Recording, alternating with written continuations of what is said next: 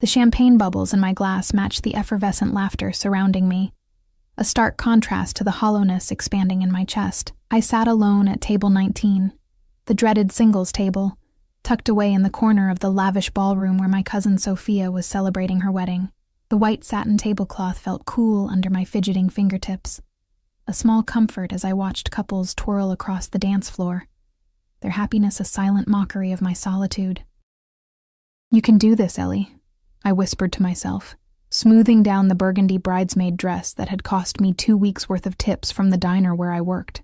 The material clung uncomfortably to my skin in the warm room, a physical reminder of how out of place I felt. 3 months ago, I would have attended with Daniel, my fiancé of 2 years. Now, his absence was a gaping wound, still fresh from his sudden departure. "I'm not ready for this life, Ellie," he had said, packing his things while I stood frozen in our small apartment. "I need someone more ambitious." The diamond ring he'd placed on my finger now sat in a drawer at home, a painful reminder of broken promises. I took another sip of champagne, wincing as the bubbles burned my throat. The wedding band transitioned to a slow song, and couples gravitated toward each other like magnets. My phone buzzed with a text from Sophia.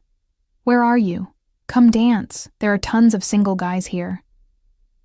I slipped my phone back into my clutch without responding. The last thing I needed was my well-meaning cousin playing matchmaker. The weight of pitying glances from relatives had become unbearable. Poor Ellie, left at the altar. Well, not quite the altar, but close enough for the family gossip mill. The crystal chandelier above cast fractured light across the room, creating shadows that danced along the walls. I focused on the play of light, trying to ignore the knot of anxiety tightening in my stomach. My gaze drifted to the entrance, where a sudden shift in energy caught my attention. 3 men entered the ballroom, and the atmosphere changed instantly. The first 2 were clearly security, broad-shouldered, vigilant, with barely concealed earpieces. But it was the man between them who commanded attention without even trying. Tall and imposing, he wore a tailored black suit that contrasted sharply with the crisp white of his dress shirt. No tie, just the top button left casually undone. A subtle rebellion against formality. His dark hair was perfectly styled, not a strand out of place, framing features that seemed carved from marble by a sculptor obsessed with creating perfection. His jawline was sharp enough to cut glass, shadowed by the faintest hint of stubble that only emphasized its strength. But it was his eyes that made my breath catch. Dark as midnight and just as mysterious, scanning the room with calculated precision. He moved with the fluid grace of a predator, every step purposeful. I couldn't look away, even as a voice in my head whispered warnings. This man was dangerous, not in the way that spoke of physical violence, though his powerful frame certainly suggested that capacity, but in the way that promised to shatter carefully constructed walls and expose vulnerabilities better left hidden. I forced myself to look down at my half-empty champagne glass, unsettled by my own reaction. The last thing I needed was to be captivated by another man, especially one who screamed trouble from every pore. "Ellie!" My cousin Mia appeared beside me, her bridesmaid dress identical to mine, but somehow looking infinitely better on her petite frame. "Why are you hiding back here? Come dance with us." "I'm just taking a break," I lied, my smile not quite reaching my eyes. "These heels are killing me." Mia's gaze drifted past me, her eyes widening slightly. "Oh my God," she whispered, leaning closer. "Do you know who just walked in?" I shrugged, feigning disinterest despite knowing exactly who she meant. "That's Dante Russo," she hissed, excitement making her voice tremble slightly. "The Dante Russo. What is he doing at Sophia's wedding?" The name triggered a vague recognition. I'd seen it in newspaper headlines, usually accompanied by words like alleged and organized crime. Never convicted, always suspected. The rumors painted him as a modern kingpin, with hands in everything from real estate to nightclubs, all fronts for more sinister enterprises. "I think his family owns the venue," Mia continued, her eyes never leaving him. "They say he never attends events here personally, though. I wonder—" "Mia," someone called from across the room, and she squeezed my arm. "Don't disappear, okay? Promise you'll at least dance once tonight." I nodded. watching her flutter away, grateful for the reprieve from conversation. My momentary peace was shattered when I noticed my ex-fiancé's sister, Vanessa, approaching with determined steps, pulling a tall man behind her. My stomach dropped. I wasn't prepared for this confrontation. "Ellie!" Vanessa's voice carried the false warmth I'd grown to recognize during my time with Daniel. "What a surprise to see you here. Are you alone?" The last word dripped with barely concealed satisfaction. Of course, she knew I was alone. Daniel had probably told his entire family about leaving me. "I'm with the bridal party," I responded, fighting to keep my voice steady. "Oh, that's right. You're Sophia's second cousin, was it?" Her smile never reached her eyes. "This is Marcus. He's a doctor." The man beside her extended his hand, his expression caught between embarrassment and pity. I shook it briefly, already calculating the fastest escape route. "Daniel was so sorry he couldn't make it today," Vanessa continued, twisting the knife deeper. "He's in Milan now, did you know? His new girlfriend's family has connections in the fashion industry. They've been very helpful with his career." Each word was precisely chosen to inflict maximum damage. I felt the heat of humiliation creeping up my neck, threatening to choke me. My eyes burned with unshed tears as I struggled to maintain composure. "I should check if Sophia needs," I began, preparing to stand. "Actually, she's waiting for me," the deep voice came from behind me, smooth as aged whiskey and just as intoxicating. A large hand settled gently on my bare shoulder, warm and steady. I didn't need to turn to know who it belonged to. Somehow, Dante Russo was standing behind my chair, his presence immediately dominating the small space. I apologize for being late, Tesoro. His Italian accent caressed the endearment, making it sound sinfully intimate. He leaned down, his lips close to my ear as he whispered, "Pretend I'm your husband tonight."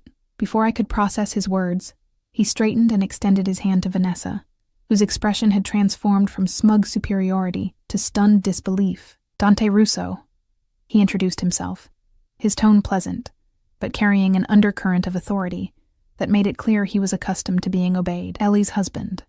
The lie hung in the air between us, outrageous and impossible. I should have corrected him immediately, should have pulled away from his touch that still burned against my skin. Instead, I found myself frozen, caught in a strange limbo between shock and inexplicable relief. Vanessa's eyes darted between us, clearly trying to reconcile this development with what she thought she knew. Husband? But Daniel said, "Perhaps Daniel doesn't know everything about Ellie's life," Dante interrupted smoothly, his hand moving to the small of my back as he pulled out my chair. "If you'll excuse us, my wife promised me a dance." I rose on unsteady legs, hyper-aware of his hand guiding me, of the subtle scent of his cologne. Sandalwood and something darker, more complex. As he led me away from the table, I caught a glimpse of one of his security men watching us intently, his expression unreadable. "What are you doing?" I finally managed to whisper once we were out of earshot, my heart hammering against my ribs. Dante guided me toward the dance floor, his movements fluid and confident. "Rescuing you, it seems," he replied, his voice low enough that only I could hear. "That woman was trying to humiliate you." "But why would you—" "Let's just say I have a particular distaste for people who prey on vulnerability." His hand tightened slightly on my waist as we reached the edge of the dance floor. Besides, the look on her face was worth the small deception, wasn't it? A reluctant smile tugged at my lips despite my confusion.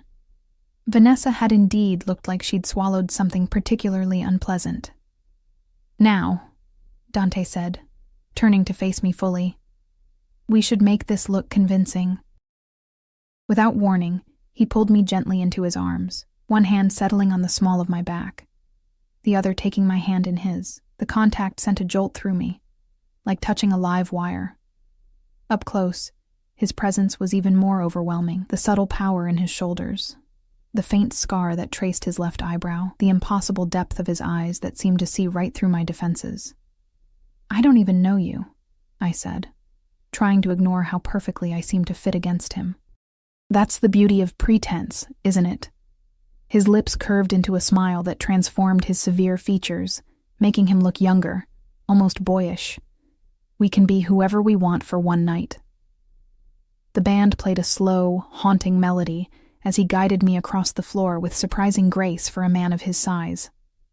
I was acutely aware of the eyes following us, curious, speculative, envious. For a brief, dizzying moment, I allowed myself to enjoy the fantasy. To be the woman on Dante Russo's arm, desired and protected rather than abandoned and pitied. "Why are you really here?" I asked, needing to ground myself in reality. "At this wedding?" Something flickered in his eyes, caution perhaps. "I own the property. Occasionally I like to make an appearance, ensure everything is running smoothly, and you always rescue random women from uncomfortable social situations." His laugh was unexpected, a rich, warm sound that rumbled through his chest.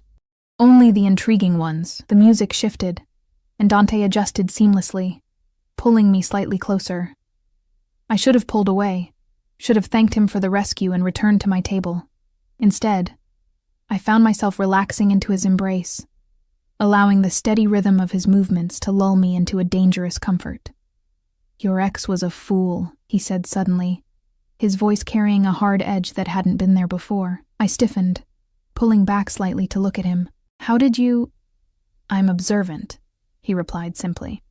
And that woman mentioned Daniel. The rest was easy to piece together. Embarrassment flooded through me. Was my heartbreak so obvious, so pathetically transparent that even a stranger could read it? "It's nothing to be ashamed of," Dante continued, as if reading my thoughts. "We've all been betrayed at some point. The question is what we do afterward." Before I could respond, I noticed Daniel's sister watching us intently from across the room, her phone in hand. A chill ran down my spine. "She's taking pictures," I whispered, panic rising in my throat. "If Daniel sees—" "Let her," Dante said, his expression hardening. In fact, without warning, he spun me elegantly before dipping me low, his face hovering inches from mine. "Give her something worth photographing." Time seemed to stop as he held me there, suspended in his powerful arms, our faces close enough that I could feel his breath mingling with mine. His eyes asked a silent question, giving me a chance to pull away. I should have. Every logical part of my brain screamed warnings. Instead, caught in a moment of reckless abandon, I nodded almost imperceptibly. His lips found mine with startling gentleness, a stark contrast to the strength evident in every line of his body. The kiss was brief but devastating, sending heat spiraling through me and leaving me breathless when he finally set me upright again. "I think we've made our point," he murmured, satisfaction evident in his tone as he glanced over my shoulder. "Your photographer friend looks positively apoplectic." I couldn't bring myself to look, still reeling from the kiss and the strange electric current that now seemed to flow between us. This was madness. I didn't know this man, this dangerous, powerful man who commanded rooms with his presence and kissed strangers at weddings. "I should go," I said, taking a step back, needing distance to clear my head. "Thank you for the intervention, but I don't think—" "Have dinner with me." It wasn't a question, but neither was it quite a command. "Tomorrow night." "I don't—" "One dinner," he pressed, his gaze intense, "to thank me properly for my gallant rescue." A smile tugged at my lips despite myself. "Is that what it was? What would you call it?" "I'm not sure yet," I admitted. "But I know getting involved with you would be a mistake." Something darkened in his expression. "You don't know anything about me. I know enough. The whispers, the security men, the aura of controlled danger that surrounded him like a second skin. Men like you are complicated. And you've had enough complications," he finished for me, understanding flickering in his eyes. "Fair enough." He reached into his jacket and produced a business card, offering it to me between two fingers. "When you change your mind, call this number. Directly to me, no intermediaries. I won't change my mind," I said, even as my fingers closed around the heavy cardstock. His smile was knowing, almost predatory. "We'll see." With that, he lifted my hand to his lips, pressing a kiss to my knuckles that somehow felt more intimate than the one we'd shared on the dance floor. "Enjoy the rest of your evening, Ellie," he murmured, before turning and walking away, his security falling into step behind him. I stood frozen on the edge of the dance floor, the weight of his card burning in my hand, the ghost of his touch still lingering on my skin. Around me, the wedding continued. Music playing, couples dancing, champagne flowing, but something fundamental had shifted, like the first tremor before an earthquake. I didn't know it then, but that moment, that single, reckless moment when I'd allowed a dangerous man to pull me into his arms, would be the pebble that started an avalanche, burying the life I'd known under its unstoppable force. I slept fitfully that night, dreams filled with dark eyes and whispered promises. When morning came, I found myself staring at Dante's business card on my nightstand. The embossed black text against cream cardstock read simply, Dante Russo, with a phone number beneath. No company name, no title. A man who needed no introduction. I tucked the card into my wallet, telling myself I was only keeping it as a memento of a strange night. A story I could tell someday when the wound of Daniel's betrayal had healed into a scar I could touch without pain. The diner where I worked was busier than usual for a Sunday. I moved between tables with practiced efficiency, refilling coffee cups and taking orders, grateful for the distraction of mundane tasks. My apartment was too quiet, too full of echoes from a life shared with someone who'd found me lacking. Earth to Ellie. Maria, my fellow waitress, snapped her fingers in front of my face. Table 7's been trying to get your attention for 5 minutes. Sorry, I mumbled, forcing myself back to the present. What's going on with you today? You're a million miles away. I shrugged, unwilling to explain. How could I describe last night? The rescued damsel in distress, and the dangerous man playing knight. It sounded absurd in the harsh light of day. Nothing. Just tired from the wedding. Maria's eyes lit with interest. Oh, right. How was it? Meet any cute guys? The image of Dante's face inches from mine flashed unbidden in my mind. No, I lied. Just the usual wedding stuff. She looked unconvinced, but was distracted by the bell above the door announcing new customers. I turned automatically, coffee pot in hand, and nearly dropped it. 2 men in dark suits entered, their builds and watchful eyes immediately familiar. The security detail from last night. My heart stuttered as I searched for their employer, but they appeared to be alone. They took a booth near the window, and I hesitated, irrationally afraid to approach, yet strangely disappointed that Dante wasn't with them. You want me to take that table? Maria asked, following my gaze. No, I said quickly. I've got it. I smoothed down my apron and crossed the diner, trying to project professional indifference. Up close, I recognized one of them as the man who had been watching Dante and me dance. Good morning, I greeted, placing menus before them. Coffee? The larger of the 2 men studied me with surprising intensity, before nodding. Miss Sullivan, Mr. Russo sends his regards. I nearly fumbled the cups I was setting down. You're here because of me? The second man, leaner but no less intimidating, gave a slight smile. The boss mentioned meeting you last night. Said you worked at a diner. Wasn't hard to find which one. A chill ran down my spine. So you just tracked me down?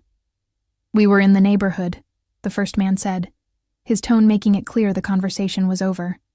Coffee, black, and whatever breakfast special you recommend. I took their orders mechanically, mind racing. They were here watching me, reporting back to Dante. The thought should have terrified me, should have sent me running for the phone to call the police. Instead, I felt a perverse thrill, a forbidden excitement at being the focus of such attention. The men ate quietly, left a generous tip, and departed without further conversation. But their presence lingered like a promise, or a warning. When my shift ended at 3, I stepped outside to find a sleek black Bentley parked across the street. The back window lowered as I watched, revealing Dante's unmistakable profile. Get in, he called, his voice carrying easily across the distance. I hesitated, aware of Maria watching wide-eyed from inside the diner. I don't recall agreeing to see you again. Yet here I am. There was amusement in his tone, as if my resistance was an entertaining diversion. I thought I'd save you the trouble of calling. That's presumptuous. I prefer optimistic.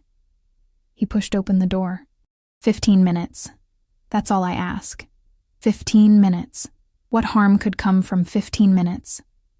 I crossed the street before I could talk myself out of it, sliding into the leather interior that smelled of expensive cologne and new car. "Your men were in my diner this morning," I said, as the car pulled smoothly into traffic. A driver I hadn't noticed behind the wheel. "Marco and Vincent," Dante confirmed, seemingly unconcerned by my accusatory tone. "They said you make excellent coffee. They were checking up on me. They were ensuring you weren't inconvenienced by our little performance last night." He turned to face me fully, his expression serious. "Did Daniel's sister cause any more trouble?" The question caught me off guard. I'd expected denials or evasions, not what sounded like genuine concern. "No," I admitted. "But she definitely sent those photos to him. He texted me at 2 a.m. demanding to know who you were. Something dangerous flashed in Dante's eyes." "And what did you tell him?" "Nothing. I blocked his number." The small act of defiance had been strangely empowering. He lost the right to question my choices when he walked out. Approval warmed Dante's expression. "Good." The car turned onto a tree-lined street in one of the city's most exclusive neighborhoods, where old money mingled with new power behind wrought iron gates and manicured hedges. We pulled into a private drive, stopping before a stunning modern mansion of glass and stone. "This isn't 15 minutes, I protested as Dante opened his door. "Where are we?" "My home." He extended his hand. "And I promise, if you want to leave after 15 minutes, my driver will take you anywhere you wish to go." Curiosity won over caution. I placed my hand in his, allowing him to help me from the car. His touch sent the same electric current through me as it had last night. Unwelcome, yet undeniable. His home was a study in understated luxury. Soaring ceilings, minimalist furnishings in shades of gray and black, floor-to-ceiling windows overlooking a perfectly landscaped garden. No photos adorned the walls, no personal touches betrayed the man who lived here. It could have been a museum, or a high-end hotel. "You live here alone?" I asked, following him through the foyer. "I value my privacy." He led me to a sunlit kitchen that looked barely used, its gleaming surfaces pristine. "Wine? It's 4 in the afternoon. Is that a no?" I hesitated, then shrugged. "Why not? I'm apparently making all sorts of questionable decisions today." A smile played at the corners of his mouth as he selected a bottle from a built-in wine cooler. "I wouldn't call having a drink with me questionable. Unwise, perhaps, but not questionable. Is there a difference?" "Intent." He poured 2 glasses of deep red wine. "Questionable implies uncertainty about motives. I've been very clear about mine. Have you?" I accepted the glass he offered, because from where I'm standing, you've been anything but clear. You pretended to be my husband, had your men track me down, and now I'm standing in your kitchen drinking wine worth more than my weekly rent. What exactly are your intentions, Mr. Russo?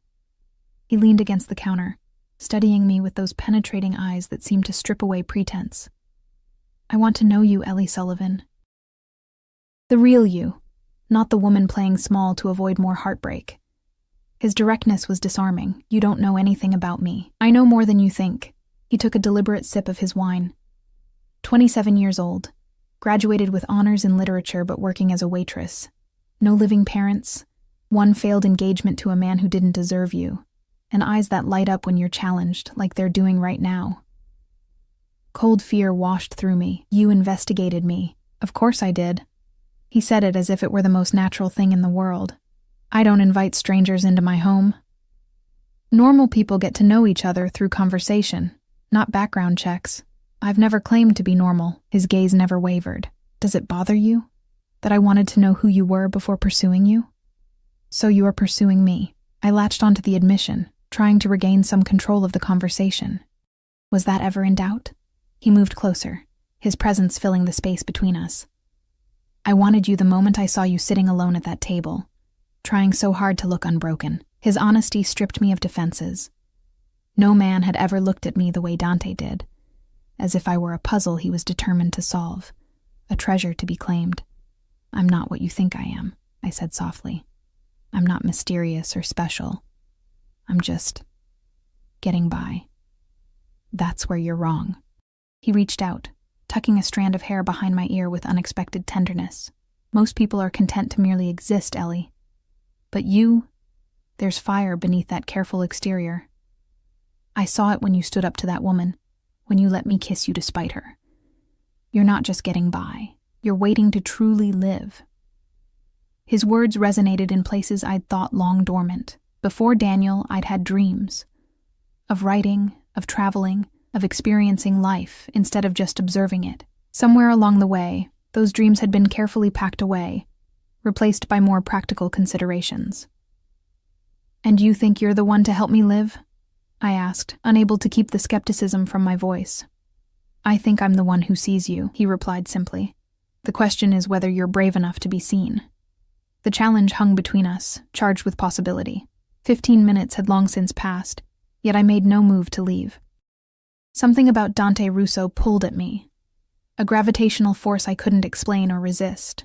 "Have dinner with me," he said again. But this time it was different, not a command but a request. Almost vulnerable in its simplicity, I should have said no, should have handed back the wine glass, thanked him for the ride, and walked away from the intoxicating danger he represented. Instead, I heard myself say, "Okay." His smile transformed his face, revealing a dimple in his right cheek that softened his severe features. "Tomorrow night? I'll send a car. I can drive myself," I insisted, needing to maintain some independence. "Of course." He didn't argue, which surprised me. 8 o'clock. I'll text you the address." As if on cue, my phone buzzed in my pocket. I pulled it out to find a message from an unknown number. "Looking forward to tomorrow." "How did you get my number?" I asked, though I already knew the answer. "The same way I found your workplace." He wasn't apologetic. "I'm a thorough man, Ellie. It served me well." The reminder of who he was, what he was, sent a sobering chill through me. "These connections of yours, they're not entirely legitimate, are they?" His expression hardened slightly. "Would my answer change your mind about dinner?" "I don't know," I answered honestly. He seemed to appreciate that, nodding slowly. "Let's just say I operate in gray areas. But I have lines I don't cross, principles I don't compromise. Does that satisfy your curiosity?" It didn't, not really, but I recognized it was all I would get for now. For the moment. "Good." He took my wine glass, setting it aside. "Now, I believe I promised you could leave after 15 minutes. It's been..." He checked his watch. 43. "Are you kicking me out?" I asked, oddly disappointed. "On the contrary." His voice lowered, sending a shiver down my spine. "I'm honoring my word, even though what I really want is to keep you here all night." The naked desire in his eyes made my breath catch. No one had ever wanted me with such intensity, such focused intent. It was terrifying and thrilling in equal measure. "I should go," I managed, though my body screamed otherwise. "My driver is waiting." He walked me to the door, his hand at the small of my back, a gentleman despite the predatory gleam in his eyes. "Until tomorrow, Ellie." Outside, the Bentley idled in the circular drive. As promised, Dante's driver took me directly home, to the small apartment that now seemed shabby and colorless after the opulence of his world. That night, as I prepared for bed, my phone buzzed again. "Dream of me." 2 simple words that followed me into sleep, where dark eyes and strong hands awaited. Monday dawned bright and clear, bringing with it a surge of nervous energy I hadn't felt in months. I spent too long choosing what to wear for work, discarded 3 outfits before settling on a simple blue dress I'd owned for years. It was ridiculous to care what I looked like at the diner, where the uniform apron would cover me anyway. But I couldn't help myself. Maria noticed immediately. Well, someone's looking pretty today." "Hot date?" "Just felt like making an effort," I lied, avoiding her knowing gaze. "Wouldn't have anything to do with those suits from yesterday, would it? Or the fancy car you got into?" I froze. "You were watching me?" "Honey, the whole diner was watching you. Not every day we see Ellie Sullivan getting into a Bentley with a man who looks like he owns half the city." She leaned closer, lowering her voice. "Is that who I think it is? Dante Russo?" The name on her lips sent a jolt through me. "You know him?" "Know of him. Everyone does." Her expression grew serious. "Be careful, Ellie. Men like that, they don't play by the same rules as the rest of us." "It's just dinner," I said defensively. Sure it is. She patted my arm. Just remember who you're dealing with. As if I could forget. Throughout my shift, I found myself watching the door, half expecting to see Marco and Vincent walk in again.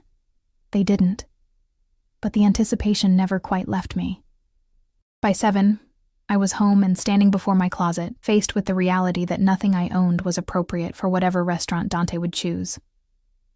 I settled finally on a black dress, simple but elegant, the most expensive thing I owned. I'd bought it for job interviews after graduation, before settling for waitressing when my literary ambitions yielded nothing but rejection letters. At 7:55, I was applying a final touch of lipstick when my phone buzzed. The address Dante sent was to Argento, the most exclusive Italian restaurant in the city, where reservations were reportedly booked months in advance.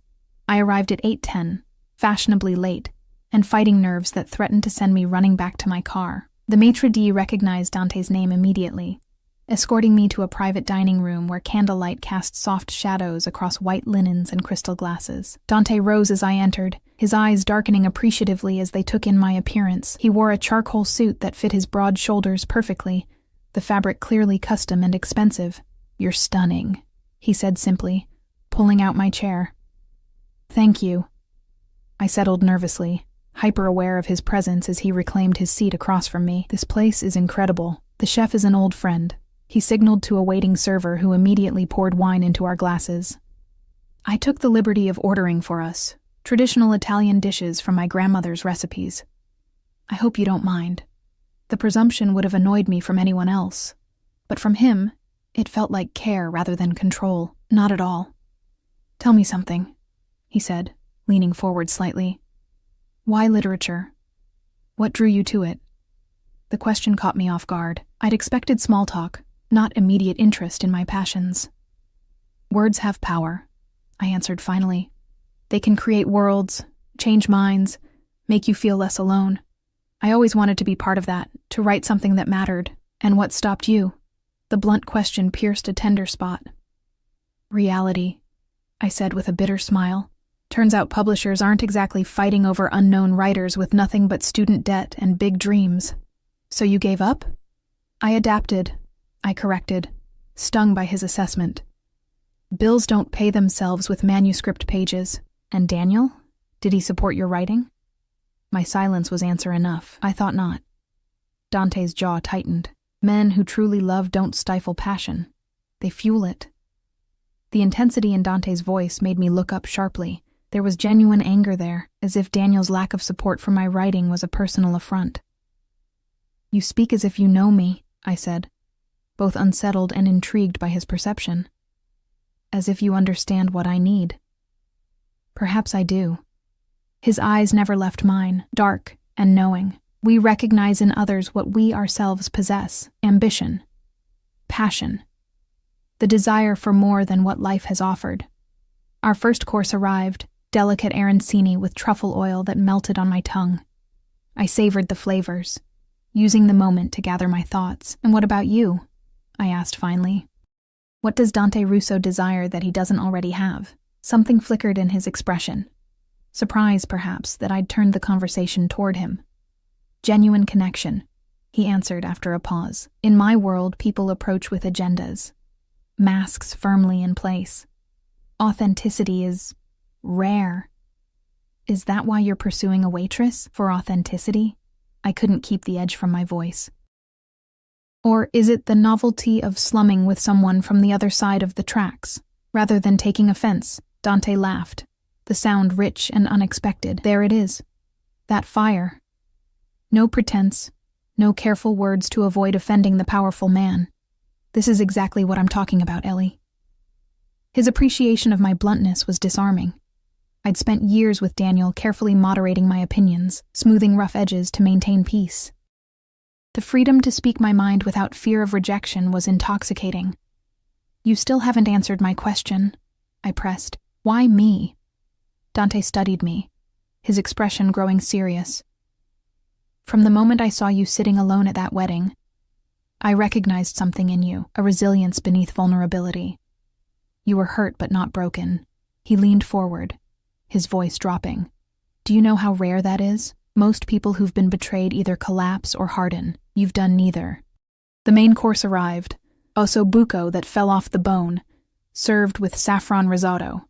We ate in a charged silence, his words settling over me like a caress. "Tell me about your family," I said eventually, needing to shift the focus from myself. A shadow passed over his features. "My parents emigrated from Sicily before I was born. My father started with nothing, a small restaurant in Little Italy that barely kept the lights on. He built it into something greater through sheer force of will. And now you've built it even further," I observed, carefully stepping around the rumors of exactly how he'd expanded the family business. "I've diversified," he acknowledged with a slight smile. "Real estate, hospitality, investments. The legitimate portfolio is quite substantial." The deliberate emphasis on legitimate hung between us, an acknowledgement of the unspoken. "And the other portfolio?" I asked softly, knowing I was venturing into dangerous territory. He set down his fork, wiping his mouth with a napkin before responding. "Ellie, there are aspects of my life that are complicated. I won't insult your intelligence by denying that, but I will ask you to trust that I operate with a code, with boundaries. That's not very reassuring. It's the truth." His gaze was steady, unapologetic. "I can promise you safety. I can promise you honesty within limits. I can promise that my interest in you is genuine and uncomplicated. Beyond that..." He shrugged, the gesture somehow elegant despite its simplicity. It should have been my cue to leave, to thank him for dinner and walk away from the complications he represented. Instead, I found myself nodding slowly. "Honesty within limits," I repeated. "I can understand that." Relief flickered across his face, so briefly I almost missed it. "Good. Now, tell me about this novel you're not writing." The conversation shifted to safer ground. My abandoned manuscript, his surprising knowledge of literary classics, shared opinions on films and music. By the time dessert arrived, I was laughing more freely than I had in months, caught up in the easy flow of conversation, with a man who listened as if my words were precious gifts. Outside the restaurant, the night air was cool against my flushed skin. Dante's driver waited with the Bentley, but Dante made no move toward the car. "Walk with me?" he asked, offering his arm. I hesitated only briefly before linking my arm through his. We strolled along the sidewalk, the city lights creating a private universe around us.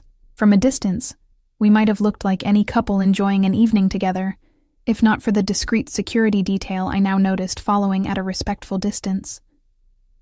"Does it ever bother you?" I asked, nodding toward the men. "Having shadows constantly at your heels?" "It's a necessary precaution," he said, his tone matter of fact. "One adapts."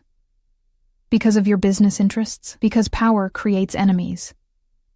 He guided me around a corner into a small park, the path lit by ornate lamps. "When you build something substantial, there will always be those who wish to take it from you." That sounds exhausting. It can be. For the first time, I caught a glimpse of weariness beneath his confident exterior.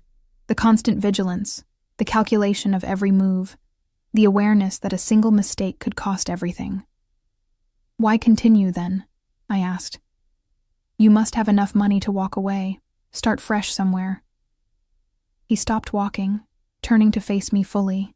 "Would you walk away from something you'd built with blood and sacrifice?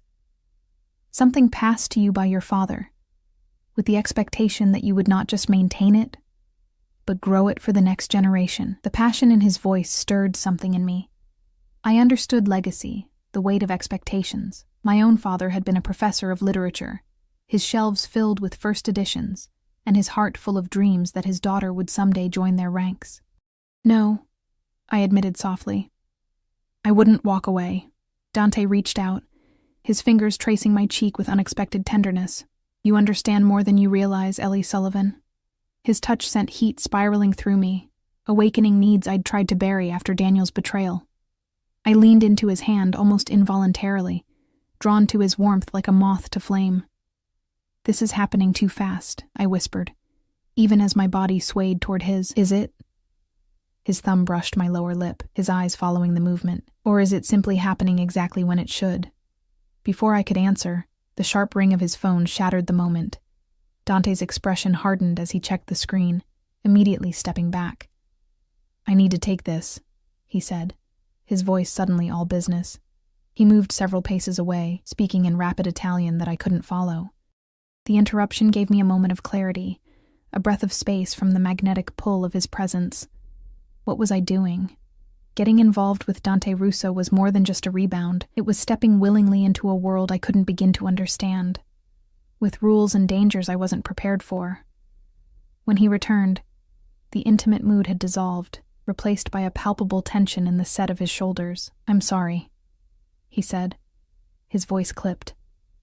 "Something requires my attention. I'll have my driver take you home. Is everything all right?" I asked, concern overriding my earlier doubts. "Just business." His smile didn't reach his eyes. "Nothing for you to worry about." The dismissal stung more than it should have. For hours, he'd treated me like an equal, someone worthy of his undivided attention. Now, with a single phone call, I was reminded of the reality. I was a diversion, a temporary escape from his real life. "Of course," I said stiffly, pride straightening my spine. "Thank you for dinner." Dante caught my arm as I turned to leave, his grip firm but not painful. "Ellie," he said, his voice softening, "this isn't a dismissal. If I could stay with you tonight, I would. But this matter—" "You don't owe me explanations," I interrupted. "We had dinner, that's all. It's fine."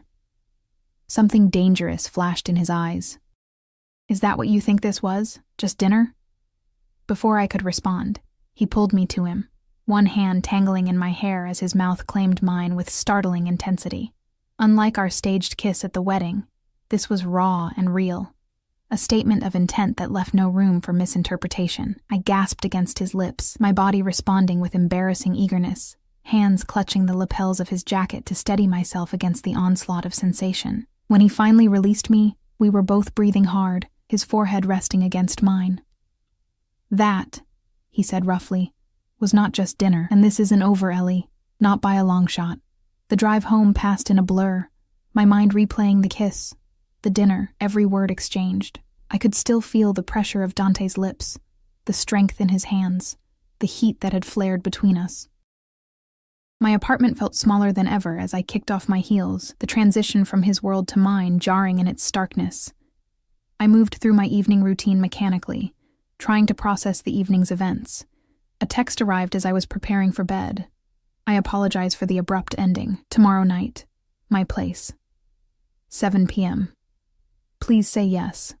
I stared at the message, knowing I stood at a crossroads. Forward into unknown territory with a man who represented everything I should avoid, or backward into the safety of my carefully controlled existence? "Yes," I typed, hitting send before I could reconsider. Sleep came fitfully, dreams filled with shadows and whispered Italian that I couldn't understand. The next day at work dragged endlessly, each minute ticking by with excruciating slowness.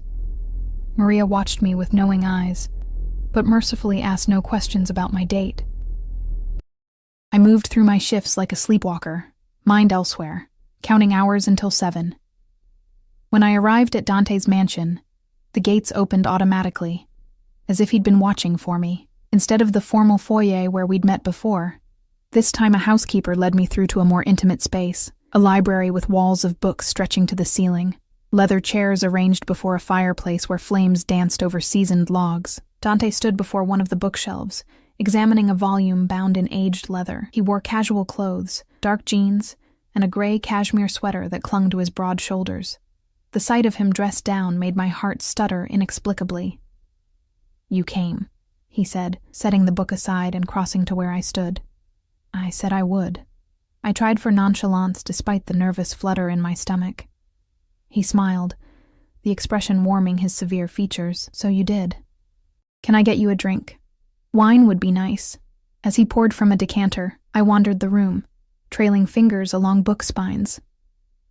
"These are first editions," I noted with surprise, recognizing several valuable classics. "You have a good eye." He handed me a glass.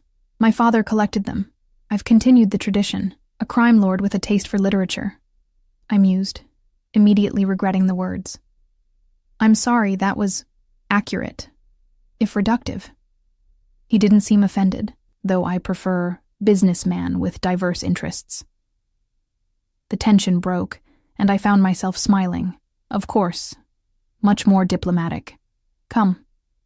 He guided me to a sofa near the fire. I've had dinner prepared. Nothing fancy, just pasta made by my housekeeper. She's from my father's village and refuses to let anyone else touch her kitchen. The normalcy of it, a home-cooked meal by the fire, was startlingly intimate, more so than the expensive restaurant had been. Last night, I began, needing to address what had been left unresolved. Your phone call. A situation at one of my clubs, he explained, settling beside me. Nothing serious, but requiring immediate attention. He was lying. I could see it in the careful neutrality of his expression, the slight tightening around his eyes. Whatever had called him away had been significant, perhaps even dangerous. Dante, I said quietly, if we're going to, whatever this is, I need honesty, even within those limits you mentioned. He studied me for a long moment, weighing something in his mind. There was an incident with a rival organization, he finally said. A territorial dispute that needed to be handled personally. Handled how? The question slipped out before I could stop it. His expression hardened. That falls outside the limits, Ellie. The reminder of who he was, what he was capable of, sent a chill through me. Yet instead of pushing me away, it only heightened my awareness of him, of the controlled power that hummed beneath his composed exterior. I understand, I said, and found that I did. There were parts of his life I would never be privy to, doors that would remain closed to me. The question was whether I could accept that partial access, that deliberate compartmentalization. Relief softened his features. Thank you. Dinner was served in the library, simple but exquisite pasta with a sauce that tasted of sunlight and distant shores. We ate on the coffee table, the informality a stark contrast to the previous night's fine dining. Tell me about your writing, Dante said as we finished, refilling our wine glasses. What did you want to say that the world needed to hear? No one had asked me that before, not my professors, not my friends, certainly not Daniel. The question pierced me, exposing a dream I'd carefully packed away. I wanted to write about resilience, I said slowly, about people who bend but don't break under pressure, who find strength in unlikely places. And have you found that strength, Ellie? In yourself? I considered the question, thinking of the past months of rebuilding after Daniel's betrayal. I'm trying, I answered honestly. Some days are better than others. What's stopping you from writing now? I laughed without humor. Reality, bills, the fact that I work double shifts most days and come home too exhausted to string two coherent sentences together. And if those obstacles were removed? Something in his tone made me wary. What are you suggesting? An arrangement. He set down his glass, turning to face me fully. I have a guest house on this property. Private, fully furnished, with a study overlooking the gardens. Stay there. Write your book. No distractions, no financial concerns. I stared at him, waiting for the punchline. And in exchange? Time, he said simply. Dinners, conversations, your company when I'm not working. You're asking me to be your mistress. I couldn't keep the disbelief from my voice. Dante's expression darkened. I'm asking you to be yourself, without the constraints that have held you back, to pursue your passion while exploring whatever this is between us. He leaned closer, his intensity almost tangible. This isn't about buying your affection, Ellie. It's about removing barriers. It's too much. I stood abruptly, needing distance. We barely know each other. Then get to know me. He rose as well, his height making me tilt my head back to hold his gaze. Stay tonight.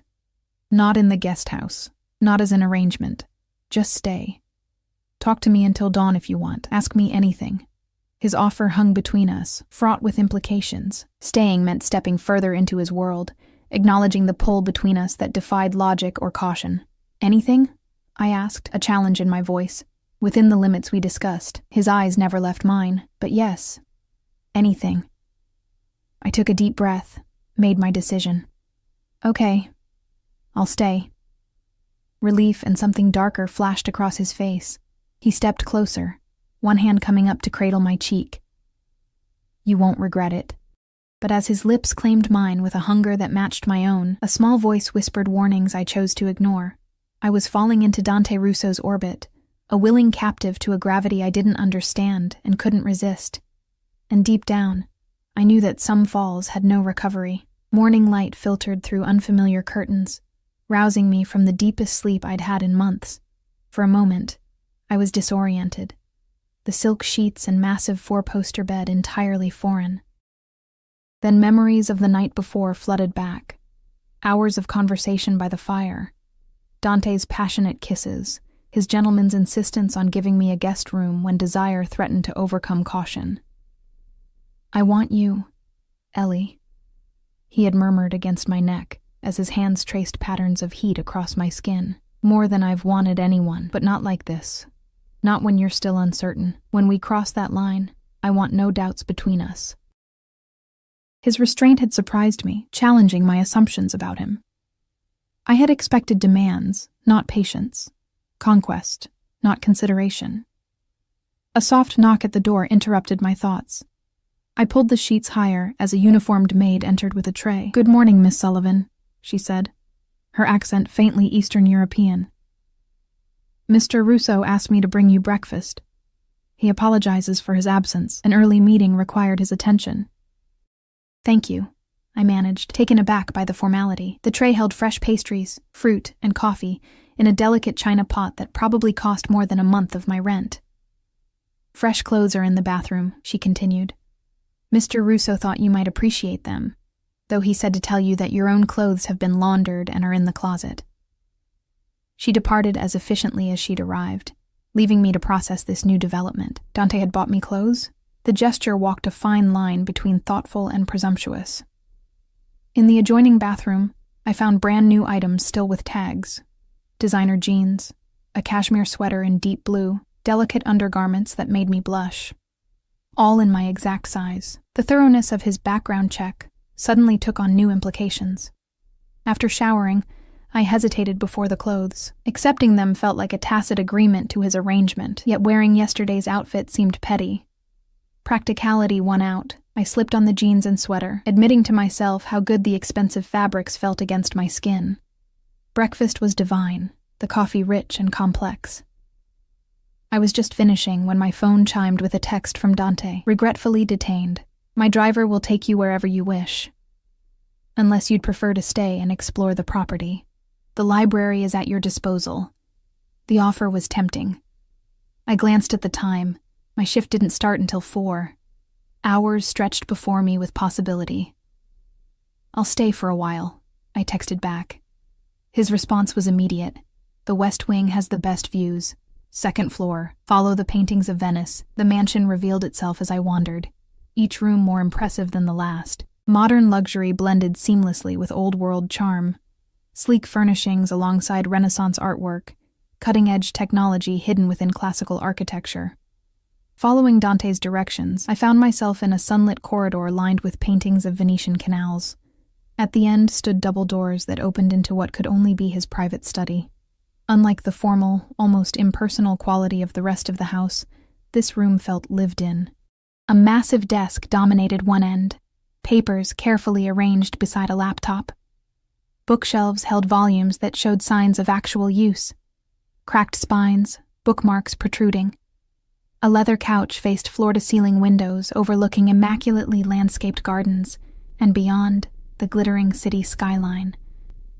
I approached the desk cautiously, feeling like an intruder despite his invitation. Framed photos caught my eye, the only personal touches I'd seen in the entire mansion. Dante as a boy, standing proudly beside an older man with the same strong features. A family gathering, multiple generations around a table laden with food, Dante in graduation robes, flanked by proud parents. These glimpses of normalcy, of humanity, didn't align with the ruthless image cultivated by rumors and media innuendo. I picked up the family photo, studying the faces that had shaped the man who now seemed determined to reshape my life. My father's 70th birthday. I spun around, nearly dropping the frame. Dante stood in the doorway, his suit impeccable, his expression unreadable. "I'm sorry," I said quickly, replacing the photo. "I didn't mean to pry. You're not prying. I invited you here." He crossed to where I stood, picking up the photo himself. This was 6 months before he died. Heart attack, though he'd survived 3 attempts on his life. A wry smile curved his lips. He always said God had a sense of humor. "You miss him," I observed, seeing the shadow of grief in his eyes. "Every day." He set the photo down carefully. "He built everything I now protect. Taught me the value of family, of honor, of remembering where we came from." He turned to me, his expression softening. "You wore the clothes. I felt heat creep into my cheeks. Thank you for them, but you shouldn't have." "I wanted to." He reached out, fingers brushing my arm. "Blue suits you. Brings out your eyes." The compliment shouldn't have affected me so strongly, but warmth bloomed in my chest nonetheless. "I thought you had meetings, concluded earlier than expected. Fortunate, as I couldn't stop thinking about you." His directness was disarming. "Have you considered my offer?" The abrupt change of subject caught me off guard. "Dante, I can't just move into your guest house. I have a job, responsibilities. Jobs can be replaced. Opportunities like this cannot." He guided me to the couch, sitting beside me. "What are you afraid of, Ellie?" "Becoming dependent," I admitted. "Losing myself. Waking up one day and realizing I've traded my independence for comfort." Understanding flickered in his eyes. "You think I want to cage you, don't you?" I challenged. "A beautiful bird in a gilded cage singing only for you." He leaned back, studying me. "Is that what you see when you look at me? A collector? A man who imprisons what he desires?" Put that way, it sounded unfair, even cruel. "I don't know what to see," I confessed. "You show me this side of yourself. Thoughtful, patient, interested in my dreams. But there's another side, the one that makes men fear you, that conducts business in shadows. How do I reconcile those 2 versions?" "They're not separate versions, Ellie. They're aspects of the same man." He took my hand, his touch warm and steady. "The world I operate in requires strength, sometimes ruthlessness, but that doesn't diminish my capacity for tenderness with those I care about." "And you care about me?" The question emerged smaller than I intended, vulnerable in its need for reassurance. More than is wise, perhaps. His thumb traced circles on my palm. "I've built walls around myself for years, kept people at a careful distance. You slipped through somehow. From that first moment at the wedding." His words resonated in places I'd thought closed off after Daniel's betrayal. The possibility of being truly seen, truly wanted, called to something primal within me. "1 month," he said suddenly. "Stay for 1 month. Write your book. Explore this connection between us. If at the end, you want to leave. No obligations, no expectations. And if I say no," his expression remained open, unguarded, "then I'll have my driver take you home, and I'll call you tomorrow to ask you to dinner. This isn't ultimatum, Ellie. It's an invitation." The sincerity in his voice was impossible to dismiss. 1 month. Time to write, to breathe, to discover if the pull I felt toward this complicated man was merely infatuation or something deeper. "I need to think about it," I said finally. "Of course." He lifted my hand, pressing a kiss to my palm that sent electricity coursing through me. "Take all the time you need." The drive back to my apartment was a blur of conflicting emotions.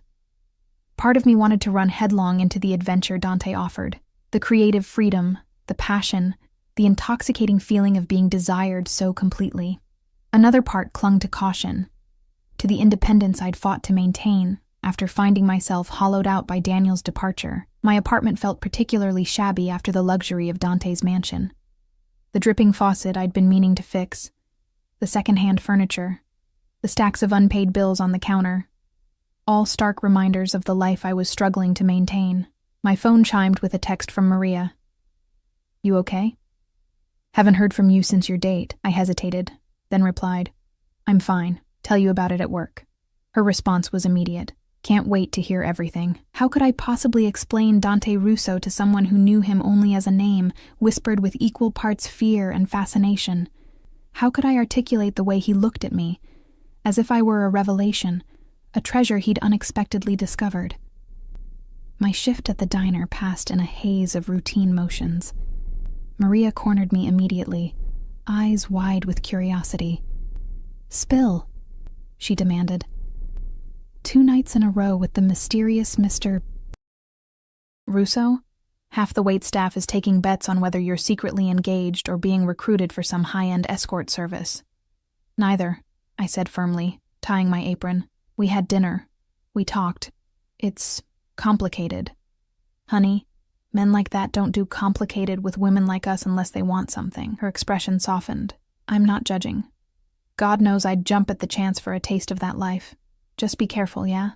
Don't get your heart broken again." Her concern touched me, even as it highlighted the gulf between my normal life and the extraordinary opportunity Dante was offering.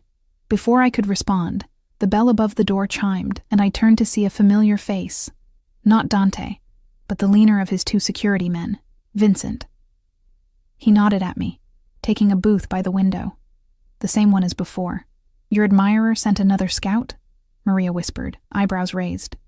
"Apparently." I grabbed a coffee pot and crossed to his table, oddly relieved to see a familiar face from Dante's world. "Let me guess. Just happened to be in the neighborhood?" Vincent's lips twitched in what might have been amusement. "Mr. Russo wanted to make sure you got to work safely, and to give you this." He slid a small velvet box across the table. My heart stuttered. "I can't accept—" "It's not what you think," he interrupted gently. "Please." He was quite insistent. Reluctantly, I took the box, opening it with trembling fingers. Inside lay not jewelry, as I'd feared, but an old-fashioned key on a simple silver chain. "To the guest house," Vincent explained. "And a letter." He produced an envelope from his jacket pocket. I tucked both into my apron pocket, aware of curious eyes watching our exchange. "Tell him thank you." Vincent nodded, rising without having ordered anything. "He'll be pleased to hear from you directly." After he left, I continued my shift mechanically, the key a constant presence against my hip, its weight seemingly disproportionate to its size. Only when I took my break did I slip into the employee restroom to read Dante's letter in privacy. The heavy cream paper held a masculine scrawl, decisive and elegant. "Ellie. The key is not a demand, but a standing invitation. The guest house is yours whenever you choose to use it. For an hour, a day, a month, or longer. No strings, no expectations beyond those we create together. I've lived my life surrounded by people who want something from me. My protection, my influence, my resources. With you, I find myself wanting to give without being asked. It's a novel experience, and one I'm eager to explore further. Whatever you decide, know that you've awakened something in me that I thought long dormant. For that alone, I am in your debt. Yours, Dante." I traced the word yours with my fingertip, a curious ache building in my chest. The letter was unexpected, vulnerable in a way I wouldn't have associated with a man of Dante's position and power. When I returned home that night, I found a package leaning against my apartment door. Inside was a sleek laptop with a note that read simply, "For your novel. The world is waiting for your voice." The gesture broke something inside me, a dam of resistance I'd built against hoping too much, wanting too much, believing too much in possibilities that had always seemed just out of reach. I called Dante, my hands shaking slightly as I dialed the number on his business card. He answered on the first ring. "Ellie." Just my name. But the way he said it, like a prayer, like coming home, made my decision crystallize. 1 month, I said without preamble. "No promises beyond that." "No promises," he agreed, though I could hear the smile in his voice. "When?" "Tomorrow." Before I could reconsider, before practical concerns could drown out the voice urging me toward this leap of faith. "After my shift. I'll send a car." "No," I countered, needing to maintain some control. "I'll drive myself. This needs to be my choice, my movement." "As you wish." His tone was warm with understanding. "Until tomorrow, then." That night, I packed essentials into a single suitcase, trying not to think too deeply about what I was doing. I called my landlord and arranged to sublet my apartment for a month. A reasonable precaution, I told myself, not an admission that I might never want to return. My final shift at the diner was a blur of muscle memory and distraction. I told Maria I was taking a month off to focus on writing, staying at a friend's place. The lie tasted bitter, but the truth would have invited questions I wasn't prepared to answer. As I drove through the gates of Dante's estate the following evening, sunset painted the sky in shades of fire and gold. The guest house stood separate from the main mansion, a charming two-story structure of stone and glass that would have been considered a luxury home by any standard. Dante waited on the front steps, casually dressed in jeans and a black button-down, looking more approachable than I'd seen him yet. He made no move to help with my bags, understanding without words that I needed to make this entrance on my terms. "Welcome," he said simply as I approached. "Thank you for the laptop," I replied, suddenly shy in the face of his steady gaze.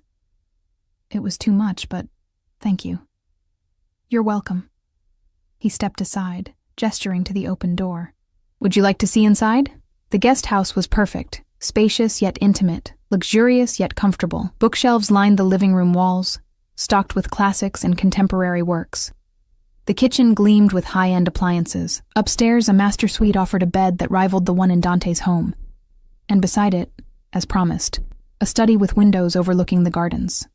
A desk sat before those windows, its surface empty, save for a single item. A vintage typewriter, restored to gleaming perfection. "It was my father's," Dante said, watching my reaction. He believed important words deserved to be written with intention, with the physical connection of keys striking paper. I touched the typewriter reverently, moved beyond words by the personal nature of this gift. "Dante, I can't." "You can," he interrupted gently. "It's gathered dust for years." My father would approve of it finding purpose again. The intimacy of the gesture overwhelmed me. I turned to him, words inadequate to express what I was feeling. "I'll leave you to settle in," he said, seeming to understand my need for space. "Dinner is at 7 in the main house if you'd like to join me, or you can eat here if you prefer solitude tonight." The choice, so simple, yet so profound in its respect for my autonomy, cemented my decision more than any grand gesture could have. 7, I confirmed. "I'll be there," he nodded, moving toward the door. At the threshold, he paused, turning back with an intensity that made my breath catch. "I'm glad you're here, Ellie," he said quietly. "Whatever comes next, remember that this was your choice. Your movement, as you said."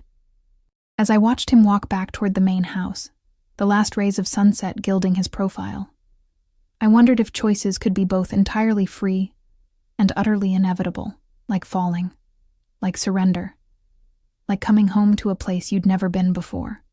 1 month, a lifetime. Perhaps they were the same thing when measured in heartbeats rather than days. Days melted into one another with dreamlike fluidity. Mornings found me at the typewriter, words flowing more freely than they had in years, pages accumulating with satisfying regularity. Afternoons I spent exploring the grounds or reading in the garden, occasionally swimming in the indoor pool that Dante insisted I consider my own. Evenings belonged to Dante. Dinners stretched into long conversations by the fire, his hand gradually finding mine with increasing familiarity. Each night ended with increasingly passionate kisses that tested the boundaries we'd silently established, his restraint both frustrating and endearing. 2 weeks into my stay, I had 100 pages of my manuscript, more than I'd written in the past year. The story poured from me, a tale of a woman finding strength in the aftermath of betrayal, discovering parts of herself long suppressed. "It's you," Dante observed one evening as I described the plot. "Your journey." "Partly," I admitted, though my protagonist makes different choices. His eyes held mine with unsettling perception. "Safer ones? More cautious ones," I corrected. "She doesn't fall for the dangerous man." Something flickered in his expression, vulnerability quickly masked by a teasing smile. "Her loss, I'd say." That night, when he walked me back to the guest house as had become our routine, I made a decision that had been building for days. At the door, I caught his hand as he turned to leave. "Stay," I said simply. His eyes darkened, searching mine for certainty. "Ellie?" I'm sure, I interrupted, knowing his objection before he voiced it. No more waiting. He stepped closer, one hand coming up to cradle my face with a tenderness that contrasted with the barely leashed desire in his gaze. If we do this, there's no going back. Not for me. The implication was clear. This wasn't casual for him, wouldn't be a simple physical release. It would change everything between us, deepen a connection already growing more profound by the day. I know, I whispered, and I did. Whatever this was between us had moved beyond infatuation or rebellion into something far more dangerous, something that felt increasingly like falling in love. His kiss was different this time, possessive, claiming, as if now that I'd opened the door, he intended to walk through it completely. I matched his intensity, weeks of simmering attraction exploding into desperate need. We barely made it upstairs, leaving a trail of discarded clothing in our wake. In the moonlight filtering through sheer curtains, Dante's body was a study in contrasts, brutal strength and unexpected gentleness, scars telling stories of violence alongside touches that spoke of reverence. You're perfect, he murmured against my skin, exploring every inch with methodical devotion. Perfect for me. When he finally claimed me fully, the sensation of completion was overwhelming, not just physical, but emotional, as if pieces long separated had finally aligned. We moved together with increasing urgency, his control finally breaking as he drove us both toward a shattering release that left me trembling in its wake. Afterward, wrapped in his arms, I felt a curious peace. The complications, the dangers, the uncertainty of our future all existed outside this moment of perfect connection. Stay. I echoed his earlier request, suddenly afraid he would leave now that boundaries had fallen. His arms tightened around me. Wild horses couldn't drag me away.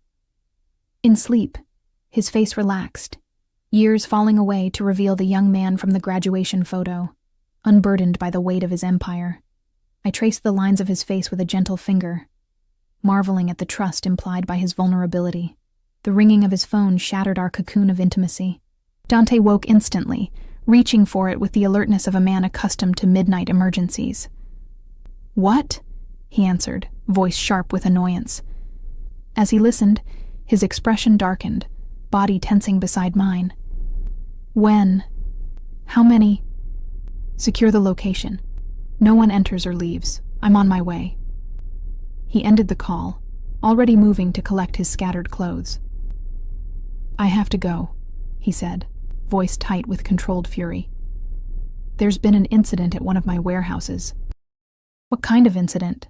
I asked, pulling the sheet around me, suddenly cold despite the warm night. He hesitated, clearly weighing what to tell me. A break-in, possibly an attempted robbery. The careful phrasing told me there was more, much more, that he wasn't saying. I sat up, studying him as he dressed with efficient movements. "Will you come back tonight?" I asked, hating the neediness in my voice but unable to suppress it. His expression softened as he leaned down to kiss me. "As soon as I can. Lock the doors behind me." The instruction was sobering, a reminder that his world contained threats from which even this sanctuary wasn't entirely immune. I watched from the window as he drove away, 2 security vehicles flanking his Bentley. The estate suddenly felt vast and empty, despite the guards I knew patrolled its perimeter. Sleep eluded me after Dante's departure. I tried to write, but the words wouldn't come. Instead, I paced the guest house, replaying the night's events, both the ecstasy before the phone call and the stark reminder of reality after. By dawn, Dante still hadn't returned. I made coffee, trying to ignore the gnawing worry in my gut. This was his life. Midnight emergencies, business that couldn't wait, dangers I could only imagine. If I chose him, I chose this too. The uncertainty, the absences, the knowledge that parts of his world would remain forever closed to me. My phone buzzed with a text. "All handled. Will explain tonight. Rest, Tesoro." Relief flooded me, followed quickly by a wave of realization. In just 2 weeks, I had become invested in this man, worried for his safety, aching for his presence. It had happened so quickly, this shift from cautious exploration to emotional entanglement. The day passed slowly. I forced myself to write, to maintain the routine I'd established. But my thoughts kept drifting to Dante. What had happened at the warehouse? Who would dare move against him? And what consequences would they face? Evening brought no sign of him. I texted, receiving only a brief reply. Still handling matters. Might be late. Don't wait up. Disappointment warred with understanding. This was the reality I'd need to accept if I stayed beyond my promised month. A man whose responsibilities would always compete with his affections. I was about to retire for the night when a knock at the door startled me. Expecting Dante, I hurried to answer, only to find Vincent instead, his expression grave. "Miss Sullivan," he said formally. "Mr. Russo asked me to escort you to the main house immediately." Alarm shot through me. "Is he all right?" "He's unharmed," Vincent assured me, though something in his tone suggested all was not well. "Please, he's waiting." The walk to the mansion felt longer than usual, dread building with each step. Vincent led me not to the library or dining room where Dante and I usually spent our evenings, but to a part of the house I hadn't yet seen. A wing that seemed older, more formal. He opened a heavy wooden door, revealing what could only be described as a war room. A large table dominated the center, surrounded by men in various states of tension. Maps and documents covered the surface, alongside several laptops displaying security footage. Dante stood at the head of the table, still in the clothes from last night, shadows of exhaustion beneath his eyes. He looked up as I entered, his expression unreadable. "Thank you, Vincent," he said, dismissing the security man with a nod. "Gentlemen, we'll continue this discussion later. Leave us."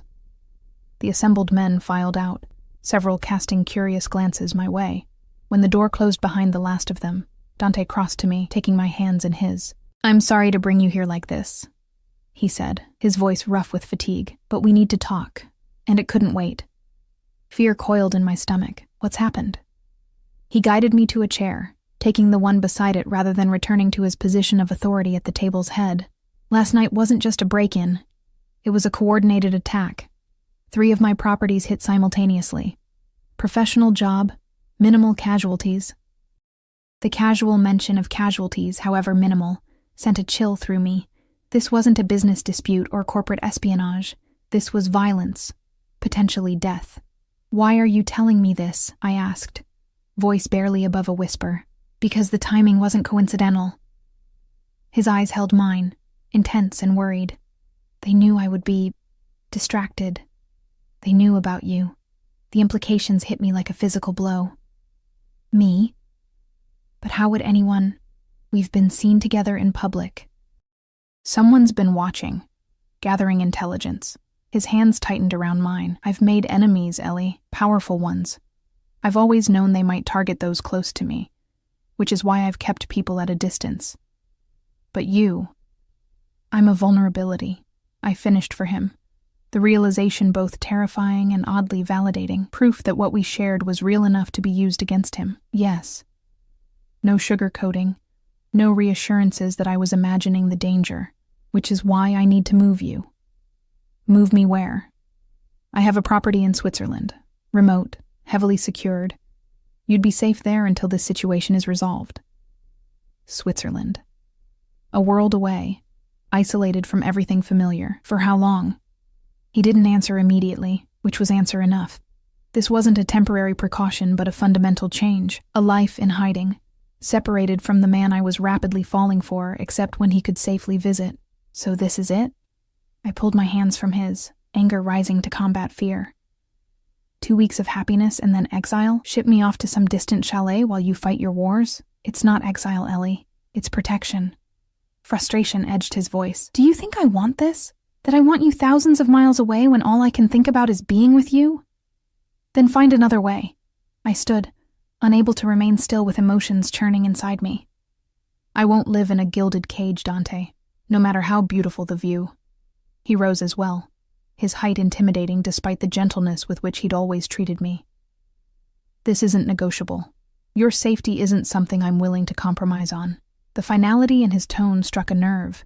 The same control Daniel had exercised in subtler ways, making decisions for my own good without consulting me. "My safety is my choice," I said, voice shaking with the effort to remain calm. My life is my choice. You don't get to decide for me, no matter how dangerous your world is. Something dangerous flashed in his eyes. You don't understand what these people are capable of. Then help me understand. Include me in finding solutions instead of dictating terms. I moved closer, refusing to be intimidated. I chose you with my eyes open, Dante. I knew who you were. Did you? He laughed without humor. You knew the sanitized version I showed you. The man who took you to dinner and bought you pretty things and listened to your dreams. Not the man who had to identify bodies this morning because they got caught in crossfire meant for me. His words hit like a slap, reality intruding brutally into the romantic bubble we'd created. He was right. I had accepted the idea of his darker business in abstract, without confronting its bloody consequences. Then tell me now, I said quietly. Show me the truth, all of it, and let me decide if it's a price I'm willing to pay to be with you.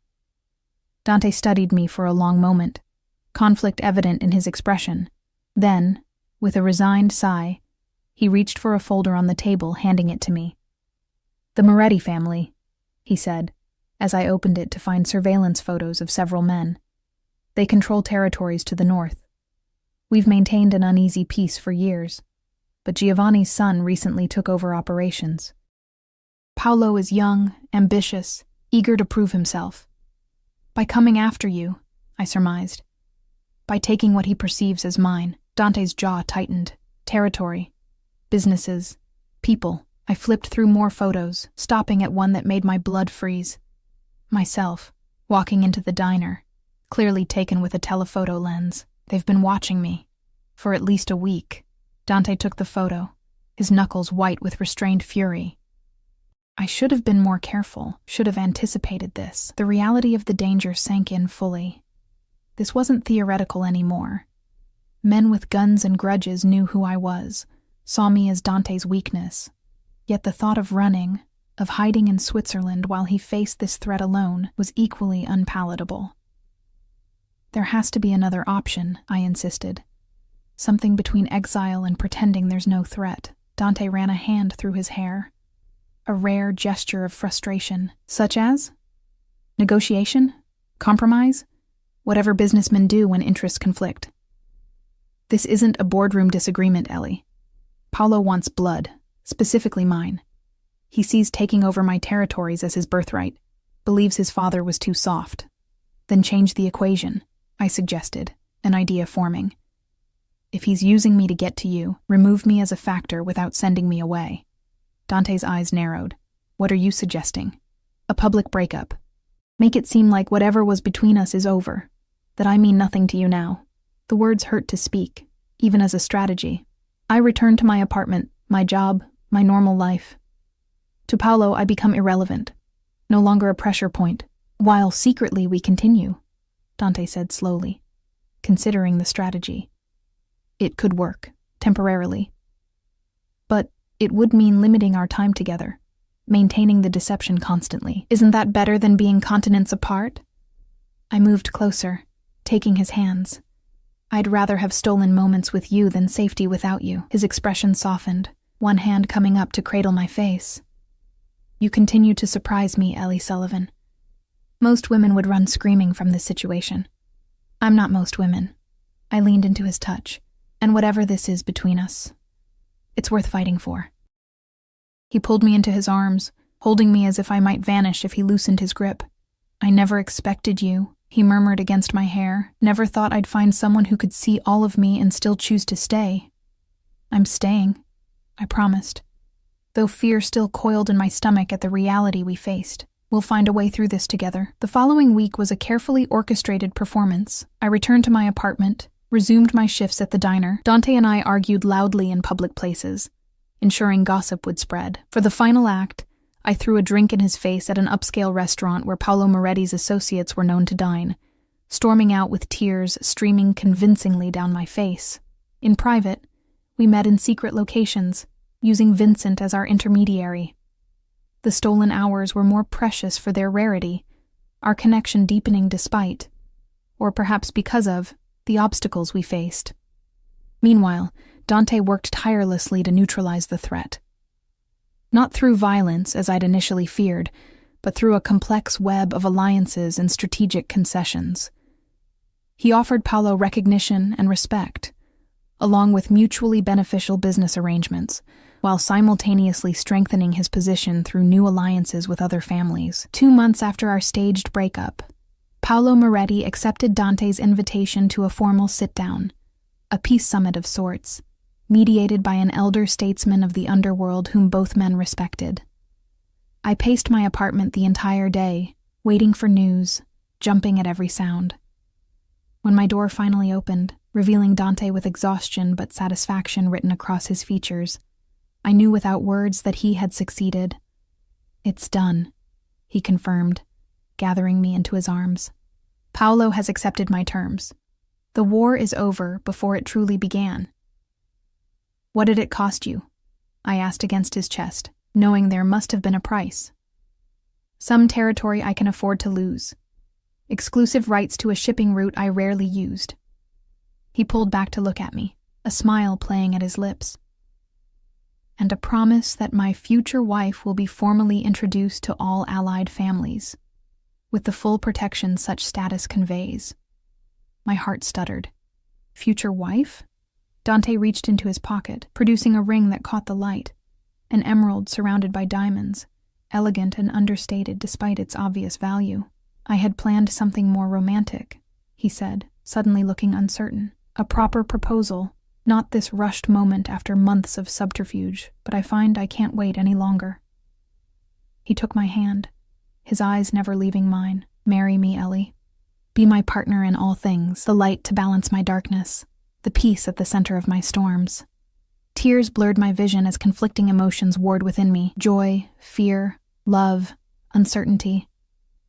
This man had upended my life, shown me passion and danger in equal measure, challenged me to be more than I'd believed possible. "Your world is still dangerous," I said, needing to be certain we both understood the reality. "This peace may not last forever." "No peace ever does," he acknowledged. "But we'll face whatever comes together.